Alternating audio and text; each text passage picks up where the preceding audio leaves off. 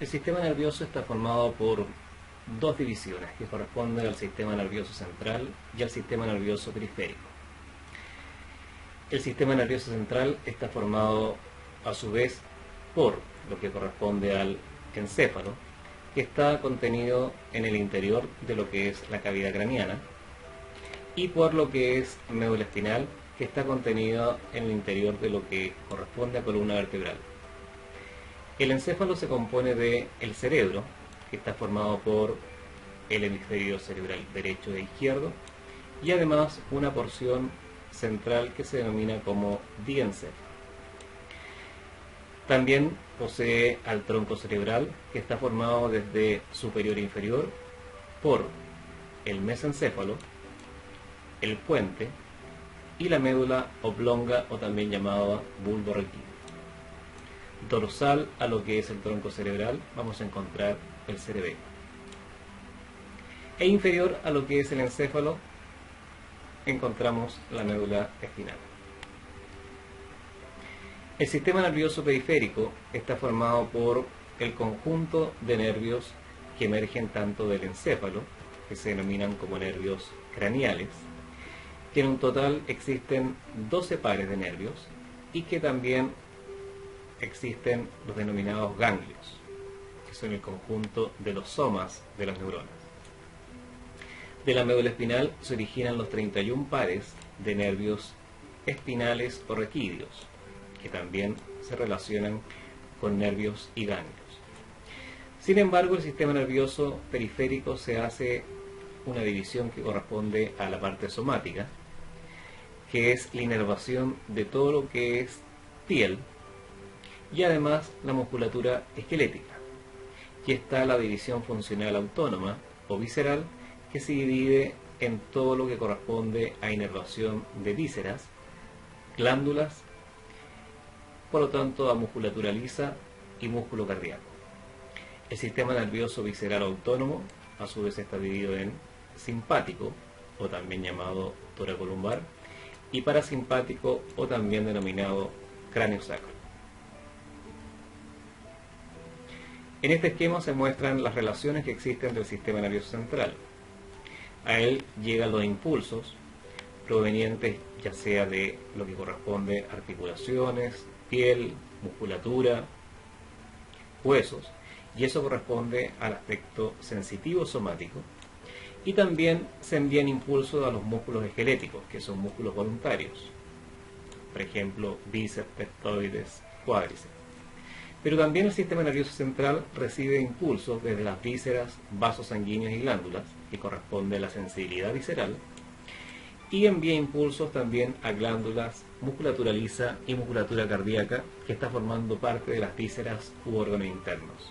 Por lo tanto, toda esta porción que se denomina como visceral es la que está relacionada con el sistema nervioso simpático y parasimpático.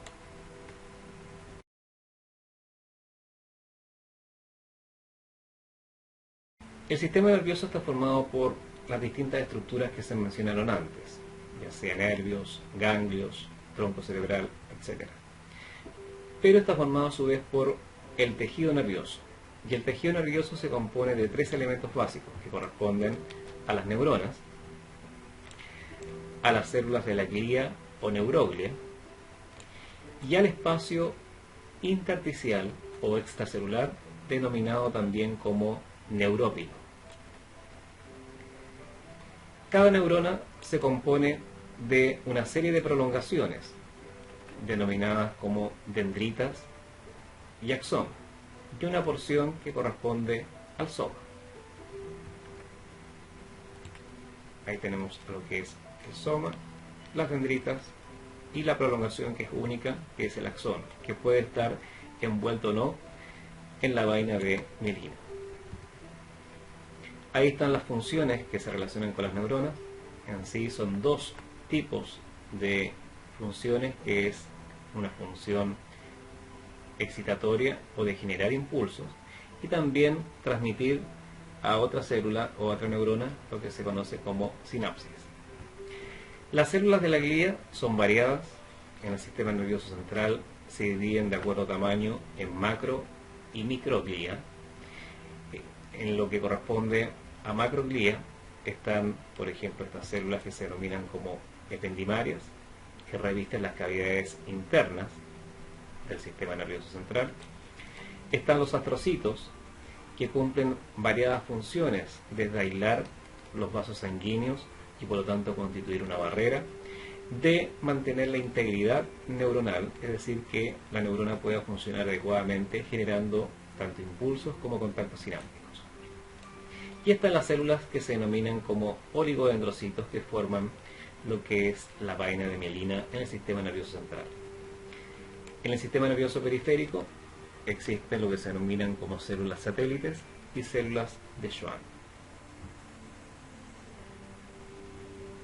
Ahí en esta tabla se muestran las distintas funciones de algunas de las glías que ya mencionamos. Los astrocitos, oligodendrocitos, que corresponden a células de la macroglía del sistema nervioso central, y la microglia, que es una célula inmunológica que corresponde a una célula de menor tamaño y tiene la función de fagocitar. Y en el sistema nervioso periférico, las células de Schwann y satélites. Este tejido nervioso se organiza de dos maneras en el sistema nervioso central, formando lo que es la sustancia gris, que por ejemplo este es un corte transversal de cerebro, y encontramos externamente esta sustancia gris. La sustancia gris siempre va a estar formada por neuronas, y específicamente lo que corresponden a dendritas, somas y axones sin mielina, o también llamados amielínicos. Pero también la sustancia gris está formada por células de la neuroglia y el espacio intercelular denominado neurópilo. La sustancia blanca, por el contrario, está formada solo por axones mielinizados o con vaina de mielínica, o denominados también axones mielínicos, que en este caso vemos que en un corte transversal de cerebro la sustancia blanca se ubica interna en comparación a la sustancia gris. La función que tiene la sustancia gris principalmente es asociativa, por estar relacionada directamente con el procesamiento de impulsos y contactos sinápticos. En cambio, la función de la sustancia blanca es de conducción. Cada región del sistema nervioso central posee distintos componentes de sustancia gris y blanca. La sustancia gris puede formar estructuras con nombre, como por ejemplo ocurre en la médula espinal, llamadas como astas, pero también puede formar cubiertas, como la que aparece en esta imagen, que se denomina por lo general corteza. La sustancia gris también puede ubicarse internamente formando agrupaciones, los que se denominan como núcleos. La sustancia blanca, por el contrario, forma medios de conexión entre las distintas regiones del sistema nervioso central, llamándose vías, tractos o fascículos. En el sistema nervioso periférico existen nervios y ganglios. No se habla de sustancia gris ni sustancia blanca.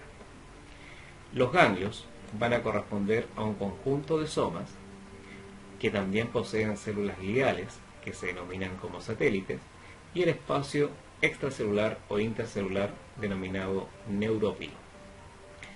Mientras que los nervios son conjuntos de axones y dendritas, y que algunos nervios podrán tener axones con o sin mielina o de ambos tipos. Y las células de la glía que aquí están presentes corresponden a las células de Schwann. Y además también existe el espacio extracelular denominado neurópilo.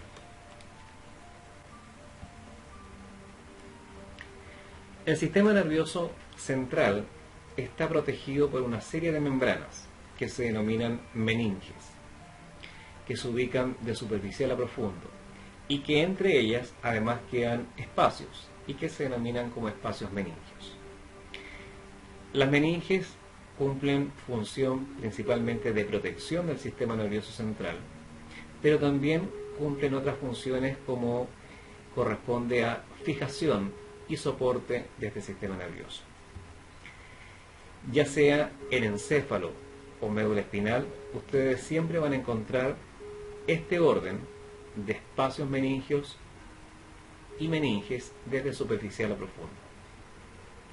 Pensando que 1 corresponde al hueso, que puede ser vértebra o puede ser hueso del cráneo, y el 8 corresponde al encéfalo o médula espinal, del 2 al 7 van a corresponder a las estructuras ya sea meninge y espacio. El primer espacio, que es el más superficial, corresponde al espacio epidural. Después del espacio epidural viene la meninge denominada dura madre, que está aquí esquematizada con el número 3. Se llama dura madre porque tiene una consistencia mucho más fibrosa, más resistente. Posteriormente viene un espacio más profundo, que es un espacio virtual. En anatomía, un espacio virtual es un espacio que no contiene ningún tipo de líquido, sino que es un espacio prácticamente muy pequeño y que se denomina como espacio subdural.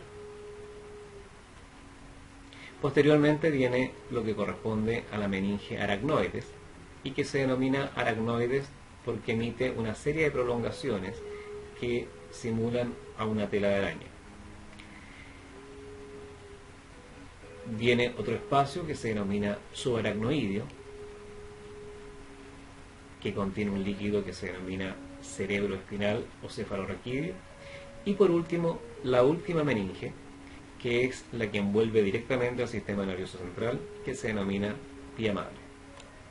Por lo tanto, las meninges de superficial a profundo son dura madre, aracnoides y pía madre. Y los espacios de superficial a profundo corresponden al epidural, subdural y subaracnoideo. El epidural está entre el hueso y la dura madre, el subdural está entre la dura madre y aracnoides, y el espacio subaracnoideo está entre aracnoides y pía madre.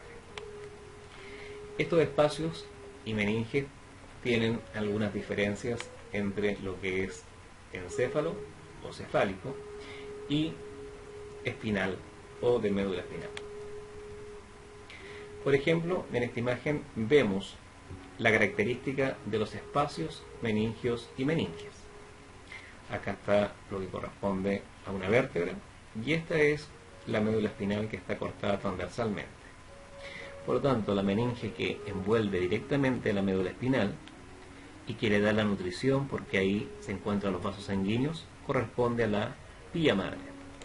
Posteriormente viene un espacio que contiene líquido y que se denomina como espacio subaracnoideo. Viene la segunda meninge, que corresponde a la aracnoides, y posteriormente viene la última meninge, que es la dura madre, que es la meninge más resistente. Entre la dura madre y la aracnoides se forma este espacio virtual que se denomina como espacio subdural. Superficial a lo que es la dura madre, recuerden que esto corresponde a la dura madre, se encuentra un espacio que queda entre la dura madre y el hueso, en este caso la vértebra, que se denomina espacio epidural y que contiene tejido adiposo, que acá se ve de color amarillento, y redes de venas que se denominan como plexos venosos. Todas estas estructuras que rodean a la médula espinal le permiten dar una fijación, soporte y protección. En el encéfalo existen los mismos espacios y meninges, solamente que más distintos. El espacio epidural prácticamente no existe y se denomina como espacio virtual. Y en esta imagen se muestra la meninge dura madre y posteriormente las meninges aracnoides y pía madre que están adheridas a la porción cerebral. En este corte transversal podemos ver lo que corresponde al hueso del cráneo. El espacio epidural aquí es virtual, por lo tanto es solamente una línea. Se ve la meninge que es dura madre, que es una meninge doble en este caso, a diferencia de lo que es la médula espinal. Y esta dura madre forma tabiques que permiten dar soporte al sistema nervioso central, específicamente al encéfalo. Y además forma venas o revestimiento de venas que se denominan como senos venosos, que permiten sacar la sangre o drenar la sangre desde el encéfalo hacia lo que es fuera de la cavidad craneana. Posteriormente viene el espacio subdural, que también es virtual, al igual como ocurre en la región espinal, y viene la meninge aracnoides, que acá se ve claramente que tiene esas distintas ramificaciones que simulan una telaraña. Donde se encuentran estas ramificaciones corresponde al espacio subaracnoideo, que contiene el líquido cerebroespinal. Y esto que estoy delineando corresponde a la meninge, que ingresa en cada pliegue que tiene el encéfalo y que se denomina como pía madre.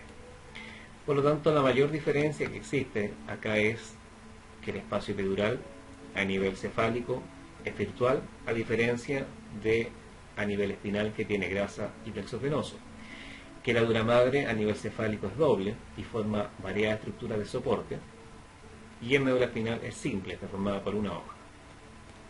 Además, otra diferencia importante es que el aracnoides forma estas estructuras que estoy marcando, que se denominan como vellosidades aracnoideas, que tienen la función de retirar o drenar el excedente de líquido cerebroespinal.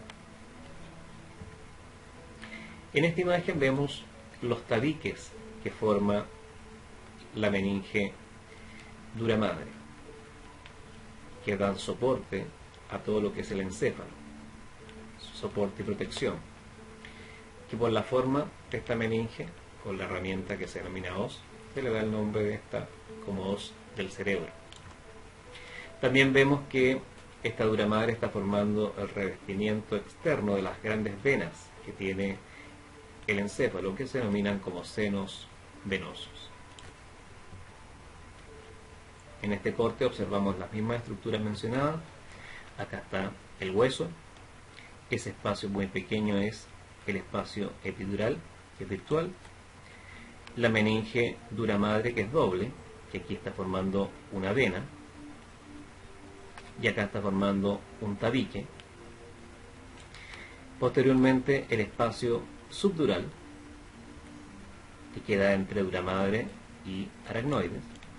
Y acá esta línea rojiza, o rosada más bien corresponde a aracnoides, que forman estas prolongaciones que se denominan vellosidades aracnoideas.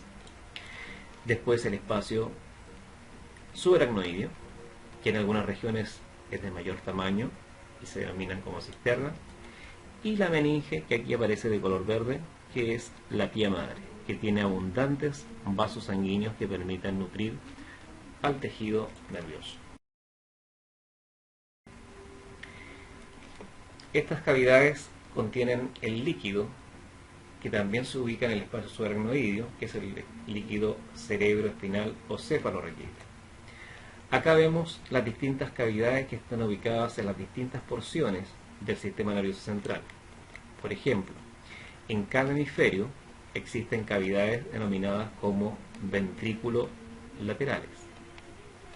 En el diencéfalo existe una cavidad impar o única que se denomina tercer ventrículo, que se comunica con cada ventrículo lateral, tanto el derecho como el izquierdo. El tercer ventrículo después se continúa hacia el mesencéfalo, formando un conducto que se denomina acueducto cerebral o de Silvio. A nivel de puente y médula oblonga se forma este ensanchamiento que se da el nombre de cuarto ventrículo, que posteriormente hacia inferior en médula oblonga y médula espinal se transforma en un conducto que se denomina central. Por lo tanto, esos son los componentes del sistema ventricular, que son, repito, cavidades internas del sistema nervioso central que contienen líquido cerebroespinal y que de alguna forma este sistema ventricular permite mantener la forma del sistema nervioso central y además, con la presencia de ese líquido, permitir la difusión de algunos componentes necesarios para el funcionamiento neuronal. La única porción del sistema nervioso central que no posee sistema ventricular es cerebelo.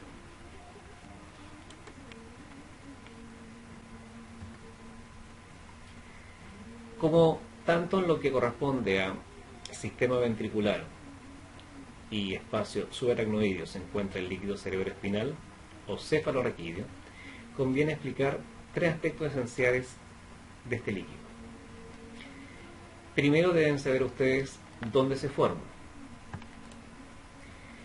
Se forma en el sistema ventricular, específicamente en los 4 ventrículos, en los 2 ventrículos laterales, en el tercer ventrículo y en el cuarto ventrículo. Recuerden que los ventrículos laterales se ubican en los hemisferios cerebrales, el tercer ventrículo se ubica en el diencéfalo y el cuarto ventrículo se ubica en puente y médula oblonga. Específicamente las estructuras que forman el líquido cerebroespinal se denominan plexos coroideos, que es una estructura formada por pliegues meningios, de neuroglia y vasos sanguíneos. Por lo tanto, los plexos coroideos están formando en forma continua este líquido cerebroespinal, que es en sí una filtración del plasma sanguíneo, el cual va a circular por cada una de las cavidades del sistema ventricular. Pero existe un punto de comunicación entre el sistema ventricular y el espacio subaracnoideo, que corresponde a este punto que estoy señalando, que son unos orificios que están a nivel del cuarto ventrículo y que comunican el líquido del sistema ventricular para que circule hacia el espacio subaracnoideo. Espacio subaracnoideo que está entre aracnoides y pilla madre, en médula espinal, y lo mismo en encéfalo, y que en algunas regiones de encéfalo este espacio subaracnoideo es de mayor tamaño y se denomina cisterna. De ahí el espacio subaracnoideo se extiende hasta relacionarse con estas estructuras, que son las vellosidades aracnoideas, cuya función es drenar el líquido cerebroespinal. Por lo tanto, primero, lugar donde se forma el líquido cerebroespinal, sistema ventricular, específicamente plexos coroideos de los 4 ventrículos. Ubicación del líquido cerebroespinal, sistema ventricular y el espacio subaracnoideo. Y además, tercer punto, ¿dónde se drena? En las vellosidades aracnoideas. Eso significa que debe haber una circulación constante desde el sistema ventricular a espacio subaracnoideo para permitir la renovación de este líquido. En esa tabla aparece mostrado lo que corresponde a los componentes básicos del líquido cerebroespinal, desde el volumen que existe, 130 ml, la coloración que posee, que es prácticamente como el plasma, es incoloro o es transparente, con algunos componentes básicos. Y acá las funciones que posee además este líquido cerebroespinal, como es amortiguar y proteger al sistema nervioso central de distintos traumatismos, dar un soporte y estabilidad a lo que es el encéfalo, reservorio y regulación del contenido del cráneo, porque es parte del líquido transcelular, revisado como parte del líquido del medio interno, que también se tiene que mantener su homeostasis. Nutrir al sistema nervioso central, porque hay algunos componentes que circulan en ese líquido y se transmiten a otras regiones del sistema nervioso. Eliminar ciertos desechos o metabolitos, y además como vía para secreciones, por ejemplo, de esto que es la glándula pineal hacia lo que corresponde a la hipófisis. ¿Ya? Es una vía de circulación.